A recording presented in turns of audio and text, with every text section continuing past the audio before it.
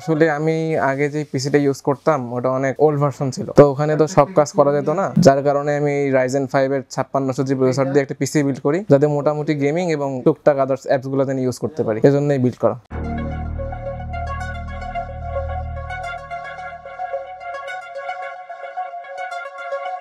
Processor হিসেবে ব্যবহার করা হয়েছে AMD Ryzen 5 5600G। আর আপনারা সকলেই জানেন যে AMD Ryzen 5 এর এই প্রসেসরটি বেশ জনপ্রিয়। এই প্রসেসরটির কোর থাকছে 6টি এবং থ্রেড থাকছে 12টি। প্রসেসরটির ম্যাক্স ফ্রিকোয়েন্সি 4.4 GHz এবং বেস ফ্রিকোয়েন্সি 3.9 GHz। আজকের বিল্ডে মাদারবোর্ড হিসেবে ব্যবহার করা হয়েছে Asus TUF Gaming B450 AMD Mini ATX motherboard. আর এই মাদারবোর্ডটির কোয়ালিটি কিন্তু খুবই ভালো। মাদারবোর্ডটিতে আপনারা মোট 4টি RAM ইউজ করতে পারবেন, সর্বোচ্চ 128GB পর্যন্ত RAM লাগাতে পারবেন। আর এই মাদারবোর্ডটিতে কিন্তু 2টি M.2 স্লটও থাকছে।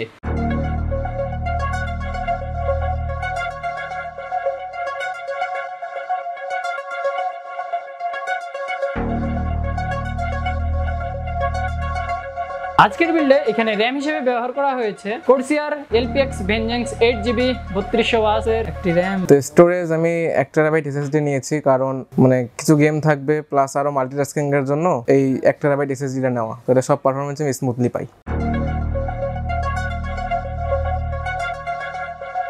যেহেতু পিসিতে স্টোরেজের বেশি প্রয়োজন রয়েছে, সেজন্য আমরা পিসিতে ব্যবহার করেছি কিং স্পেকের 1TB M.2 NVMe একটি SSD। আসলে এখান থেকে আমি গত বছরের Asus X515 এর ল্যাপটপের ভার্সনটা নিয়েছিলাম, যার ফলে আমার ছোট ভাই দুরন্তকে মানে রিকমেন্ড করছি যে এখান থেকে নেওয়ার জন্য। আর এদের সার্ভিস অনেক ভালো, আমার ল্যাপটপের কোনো সমস্যা হয়নি আল্লাহর রহমতে। ছোটখাটো যে ইস্যুগুলো ছিল এগুলো একদিনের মধ্যে ফিক্স করে ফেলেছে। বিলটিতে কেসিং হিসেবে ব্যবহার করা হয়েছে OVO 335T।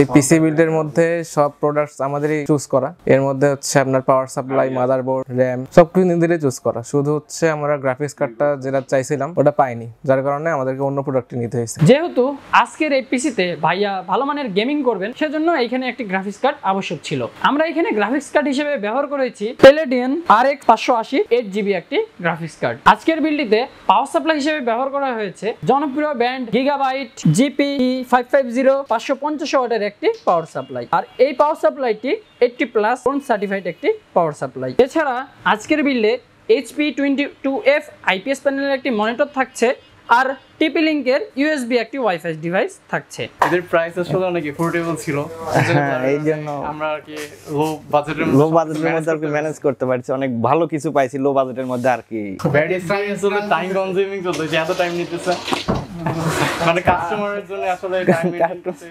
আর আরেকটা আছে, কিছু গিফট দিল না।